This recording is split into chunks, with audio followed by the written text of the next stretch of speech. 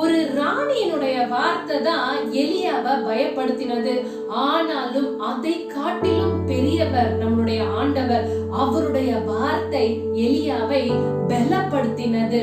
உங்களுடைய சூழ்நிலையும் ஒருவேளை எப்ப இந்த பிரச்சனை எனக்கு முடியும், ஒரே பிரச்சனையாவே இருக்கே, ஒரே போராட்டமாவே இருக்கே, நானும் இனி வாழ போறது இல்ல, என் வாழ்க்கையை எடுத்துக்கோங்க ஏசப்பான்னு சொல்ற நிலைமை உங்களுக்கு இருக்கா? உங்களை பார்த்து கர்த்தருடைய வார்த்தை வருது, நீங்க எழுந்துருங்க. இந்த சூழ்நிலை உங்களுக்கு நிரந்தரம் இல்ல, இந்த பிரச்சனை உங்களுக்கு நிரந்தரம் இல்ல.